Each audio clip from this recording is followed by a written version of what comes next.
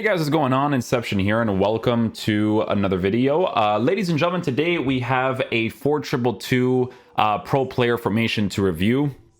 It is going to be a 20-0 tactic. This is the same kid that did the 5-back formation, which was a ratty formation, but that's why 2 or 3 hours afterwards I gave you guys a 4-2-2 variation that did really well against that 5-back formation. Now it's a little bit different because as people start to understand the game a little bit more, people make certain changes here and there. I was using this tactic for some of the player reviews, and honestly, it does move really well in game.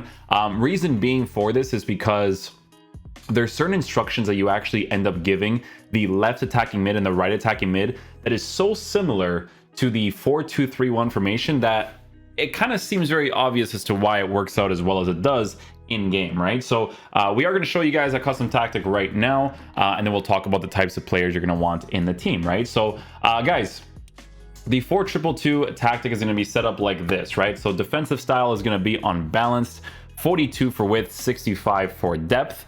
The offense is going to be on balance for build-up play, chance creation on direct passing, with very, default oriented tactics, right? 50 for width and then 5 for players in the box.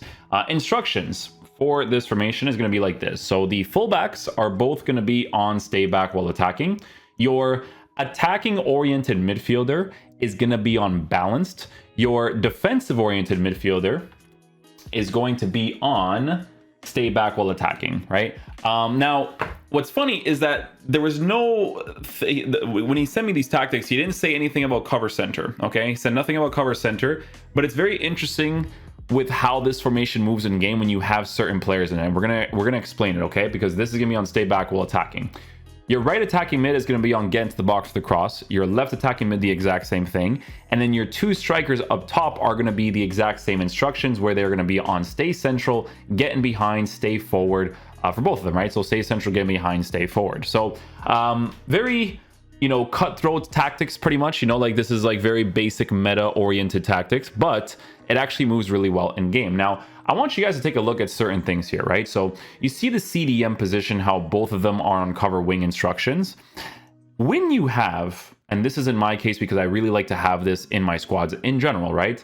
When you have attacking mids in your team, whether it's the 4-2-3-1 or whether it's the 4-2-2-2, having the high work rate just causes such a good balance in your team, right? Because you notice how you don't tell them to come back in defense, but because both Diogo Jota and Phil Foden have the high defensive work rate, they're still going to be able to defend for you. What's interesting about it though is that when you keep these 2 cards over here on cover wing, they actually have a very good understanding of when to cover the wing and when to cover the middle, which is very, very interesting, right? Because if you have these guys by default pushing back anyways, right, they're still going to be in the middle positions. But if they see open space in the side positions when the players are not in those areas, then they will occupy those spots as well. So it actually, whether it was intentional or not, whether they forgot to tell me it was a cover center for CDM, which I guess it's not because it's very nice in game, having it on cover wing, it works out really well in game, right? To stay back while attacking for the more defensive oriented midfielder makes sense.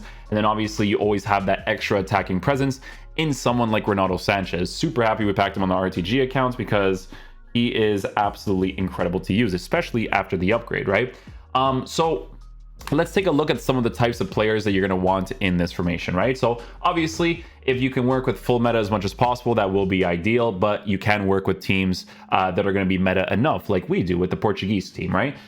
So the thing that you always have to do, guys, every single tactic video, I always tell you guys the same thing. Your center backs always have to be full meta. No matter what, I don't care what anybody says. That part of your team has to be full meta. Even try to get your goalkeeper to be like really good too. Like I'll give you 2 examples of goalies that I actually really like. Number 1 for me is definitely Thibaut Courtois. Courtois is absolutely incredible.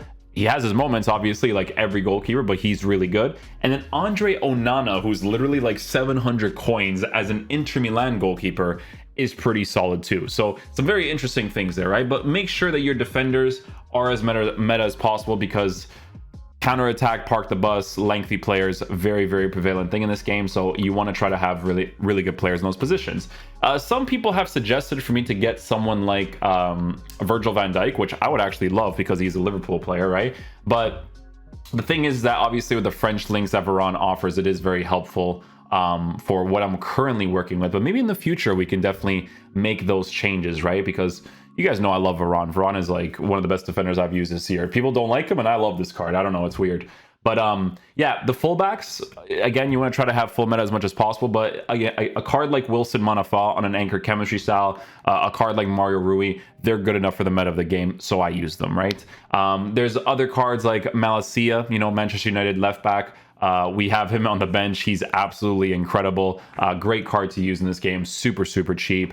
You can use players like Diogo Dalot's inform card. He'd be pretty solid too. There's a few options you can work with, right? But always have cards that, in my opinion, can at least dribble, okay? Because dribbling in every single area of the pitch is really important at the end of the day, right? Certain cards, you use them for certain things. Like if you have like a Kyle Walker in your team, sure, the dribbling might not be the craziest, but he'll offer you some crazy defensive presence, right? So it just depends on what you're going to sacrifice for. Because with a card like Wilson Manafa having really good agility and balance to be able to dribble, it was pretty noticeable to work with, right? So again, not a crazy full meta card, but good enough. You guys know how I am when it comes to FIFA.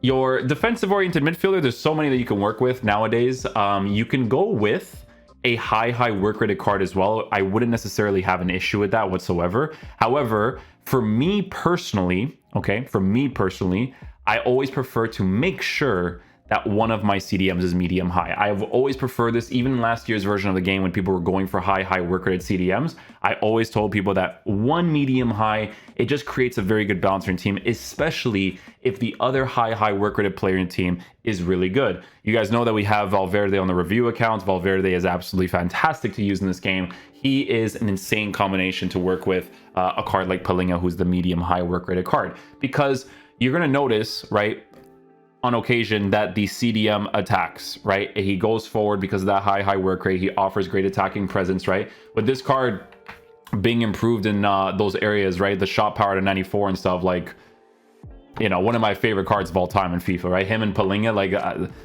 it's great, right? So with the rotation policy in your team, you want to try your best to get players that can play in the striker position as much as possible. Now, with Bernardo Silva, he doesn't fit this tactic that well unless I were to use him in the lamb position, right? But the problem is that he needs a promo right now for him to be significantly better, because right now, with his current card, you could totally use him as a cam in the middle, but for those positions, you kind of need a little bit more pace to work with, right? You need a little bit more. You can play him in those positions. He's still going to be a beast 100%. But in the striker position, being able to utilize someone like Ben Yedder is great, but then you need someone else who can also play in that striker role, right? So sometimes when people play in a 4-2-3-1, one of their lambs or rams is capable enough of playing in that striker position. So in this case, I would probably put Diogo Jota there. Phil Foden would be switched to the side, but then obviously it's a little bit weird because it's always very important to have strong foot on the strong side, not necessarily for the outside foot shot trait, but just to be able to score your shots across goal, right? It's the one that you notice the most when it comes to attacking. But in this case, Bernardo Silva would just play to his base mechanics while working with some of the instructions, right? Because as you guys know, with a card like Icardi, who's medium, he's not going to do that instruction as much as someone like Ben Yedder on his high-low. You know what I'm saying? So yeah, with Bernardo Silva, it's still perfectly fine for me to use him there. He's still going to feel somewhat like a false 9, so it would still work out perfectly fine. But you obviously lack in physical presence from time to time, like just for what our team is working with, right? But yeah, strikers, you can work with multiple types of players, right? Obviously, you can work with controlled types of players 100%. You know, we were using Rashford for a little bit too to kind of utilize his 5-star skill and also open up the space as well. There's so many different cards you can use in the striker position because you're forcing instructions on it, right? With the stay central, get him behind, stay forward.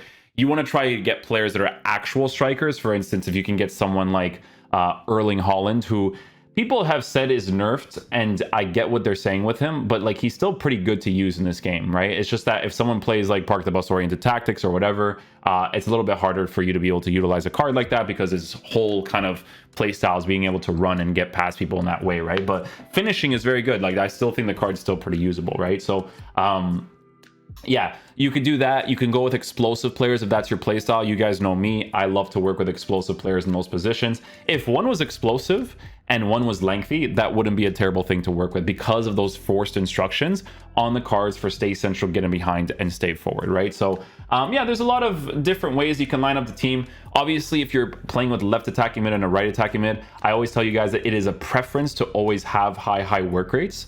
But if you can't, it's fine if you, as long as you're putting the right-sided players there, right? For instance, I've always told people that I've used players like Kingsley Coman and Diaby, and Coman was on the right side, Diaby was on the left, and they still performed really well for me, right? So it just depends on who you're going to be playing in those positions, right? Because some people who are really good side player positions, or they play really well in those side areas, they can definitely play in those side areas too for the 4-2-2. So yeah, try out the tactic, guys. It's honestly really good. 4-2-2 is definitely one of the most meta formations to use in this year's game, so it makes a lot of sense that the competitive players are using it. So yeah, hopefully you guys enjoyed the little introduction. I'll show you guys some highlights of us trying out this formation.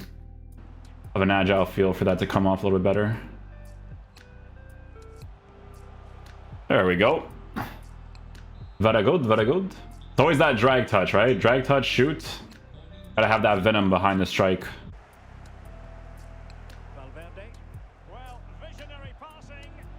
I was about to say, I'm like, that one should be good. That one should be good. Good finish.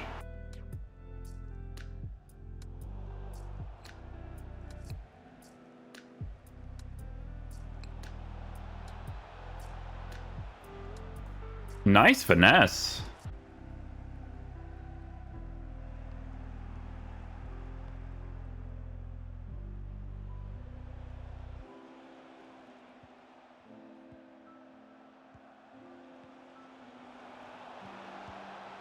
Nicely done, boys. Well done, well done. Couldn't hang on to the ball. Chukwueze.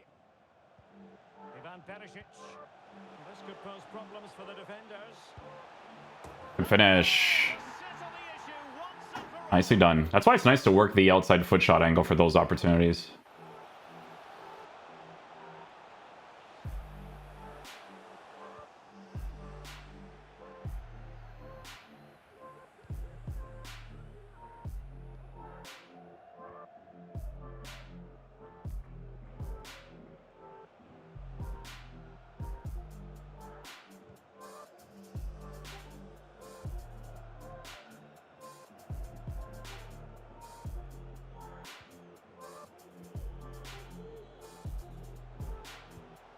Wow. All the way from the defense to the attack. Good job. Oh, great piece of individual skill. Rashford. And Valverde. In position. Must score. The weak foot.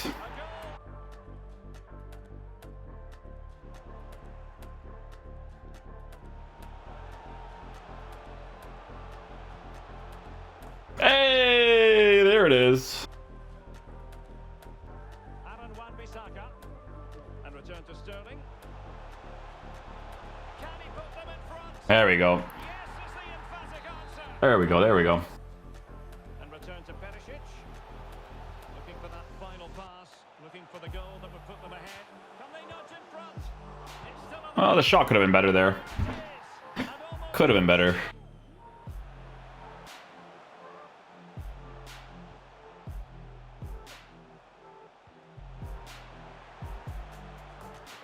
Oh, EA, thank you for actually making your flicks. Thank you for actually making a response to this here.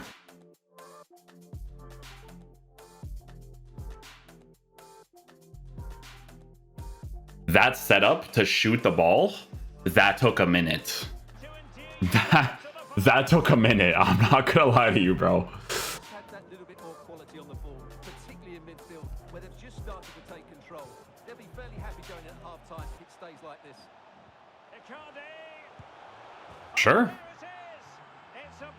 Sure. Sure.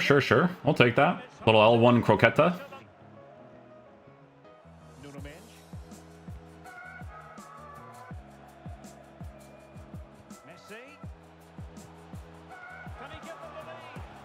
Bernardo Sanchez is such a beast.